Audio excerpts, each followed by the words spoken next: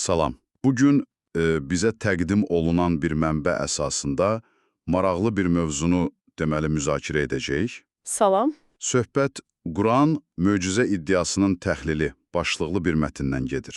Çalışacağıq ki, mənbənin Quranın möcüzəviliyinə qarşı irəli sürdüyü əsas lingvistik, yəni dilçiliklə bağlı arqumentləri anlayaq. Gəlin bir baxaq mənbə nə deyir.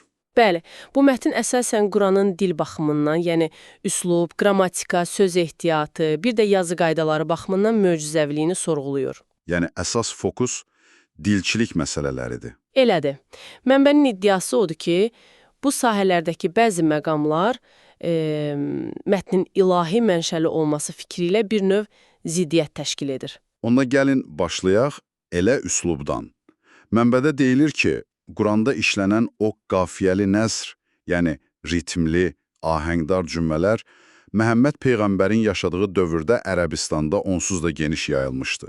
Bəli, hətta İslamdan əvvəlki, deyək ki, bütpərəst kahinlər arasında belə bu üslub populyar idi. Deməli, mənbə deyir ki, bu üslub unikal deyil, dövrün üslubudur, Qureyş ləhcəsinə uyğun olması da bunun səma mənşəli olmadığını göstərir, belə bir arqument irəli sürülür. Hətta daha irəli gedir mənbəl, deyir ki, bəzən qafiyəni saxlamaq üçün məna biraz, necə deyim, təhrif olunub. Məsələn, Sina dağının Sinin kimi verilməsi 95-2 ya da İlyas Peyğəmbərin İlyas Sin kimi 37-130. Aha, sırf qafiyəyə görə. Məhz.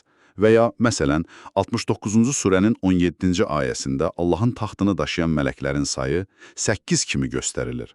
Mənbə deyir ki, bunun konkret teoloji əsası yoxdur, sırf qafiyəyə görədir. Yaxud 55-ci surədə tez-tez təkrarlanan ikili sayı formaları, 2 bağ, 2 bulaq, mənbə bunu da qafiyə ilə bağlayır. Çox maraqlıdır. Yəni, üslub həm adi sayılırdı, həm də bəzən məna qafiyə qurban verilirdi.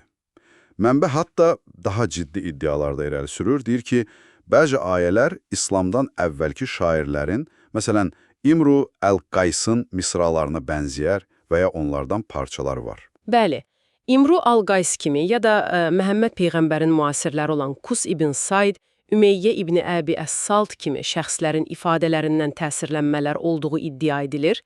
Əli Dəşti kimi tənqidçilərə də istinad olunur ki, onlar da Quranın üslubunu möcüzəvi saymayıblar. Üslub məsələsi aydındır. Bu bizi mənbənin toxunduğu ikinci nöqtəyə gətirir. Qrammatika. Quranın açıq ərəb dilində olduğu deyilsə də, mənbə qrammatik qüsurlardan danışır. Elədir. Mənbə iddia edir ki, klassik ərəb dili qrammatikası baxımından bəzi uyğunsuzluqlar var. Məsələn, 5-ci surənin 69-cu ayəsi tez-tez nümunə gətirilir.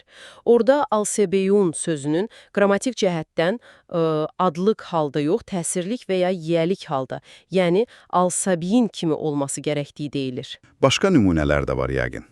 Var, bəli. Məsələn, 277-də al-sabireyn yerinə al-sabiron, 359-da fayakon yerinə fakan olmalıydı kimi iddialar var. Mənbə qeyd edir ki, Əli Dəşti, hətta klassik təfsirçi Əz-Zəməxşəri belə 100-dən çox bu tip hala işarə ediblər. Bu da mətnin qüsursuzluğu iddiası ilə, necə deyim, biraz çəkişir. Qrammatikadan başqa, mənbə bir də əcnəbi sözlər məsələsinə toxunur. Quranda başqa dillərdən gəlmə sözlər var. Mənbənin iddiasına görə, bəli, 100-dən çox. Fars, aramı, ivrit, efiop, suriyəni, kopt kimi dillərdən alınma sözlər olduğu deyilir. Məsələn, istəbrək, qalın ipək parça sözünün farsça, səkinə, aramlıq, təskinlik sözünün aramitçə, mişkat, taxça sözünün efiopça, tabut, sandıq sözünün kopça olduğu iddia edilir. Bu barədə araşdırmalar da var deyəsən. Bəli, mənbə həm klassik İslam alimi Cəlaləddin Əs-Süyütiyə, həm də qərb tədqiqatçısı Artur Jeffriyə istinad edir. Əsas sual budur ki, əgər mətn açıq, yəni saf ərəb dilindədirsə, niyə bu qədər əcnəbi sözə ehtiyac duyulsun? Hətta bəzi sözlərin, məsələn Furqan və ya Milla kimi sözlərin Məhəmməd Peyğəmbər tərəfindən orijinal mənalarından bir qədər fərqli işlədildiyi də irəli sürülür. Deməli, dil və qrammatika məsələləri belə, sonuncu arqument isə yazı qaydaları, yəni orfoqrafiya ilə bağlıdır, ən qədim əlyazmalarda səhvlər olduğu iddia edilir. Məhz. Mənbə iddia edir ki, 8-ci əsrə aid edilən ən qədim Quran nüsxələrində çoxlu orfoqrafik, yəni imla səhvləri var. Ən ciddi iddialardan biri inkar bildirən la, yox sözünün bəzən əlavə bir əlif hərfi ilə yazılmasıdır. Bu mənanı dəyişir axı. Bəli, tamamilə. La yox deməkdirsə, o əlavə əliflə lə kimi oxuna bilir ki, bu da əlbəttə mənasını verə bilər. Məsələn, 27-ci surənin 21-ci ayəsi bu kontekstdə nümunə gətirilir. Bundan başqa, minlərlə əlif hərfinin yazılmadığı deyilir. Məsələn, bism, Allah kimi sözlərdə. Bəs bu həmişə mənanı dəyişir? Həmişə yox, amma bəzən dəyişə bilər. Məsələn, 47-ci surənin 4-cü ayəsində qutulu, öldürülmüşlər və qatalu, vuruşanlar sözləri arasında bir əlif fərqi var və bu fərq əlrazmalarda bəzən qeyri-müəyyən ola bilir.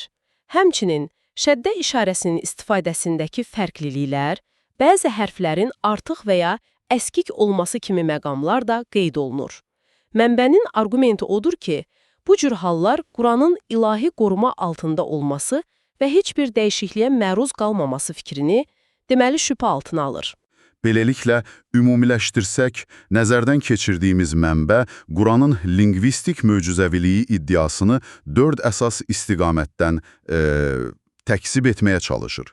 Üslubun o dövr üçün normal olması, bəzi qrammatik uyğunsuzluqlar, əcnəbi sözlərin mövcudluğu və ən qədim əlyazmalardakı orfoqrafik səhvlər.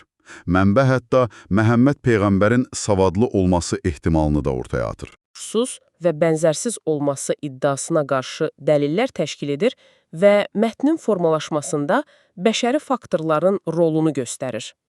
Bu təhlil şübhəsiz ki, çox düşündürücüdür. Sonda dinləyicilərimiz sizin üçün də bir sual buraxaq. Qədim mətnlərdə rast gəlinən bu cür dilçilik detallarının, qrammatik və ya orfoqrafik xüsusiyyətlərin təhlili, həmin mətnlərin tarixi köklərini, zaman içində necə formalaşdığını və ötürüldüyünü anlamağımıza sizcə necə təsir edir? Hansı yeni qapılar aça bilər?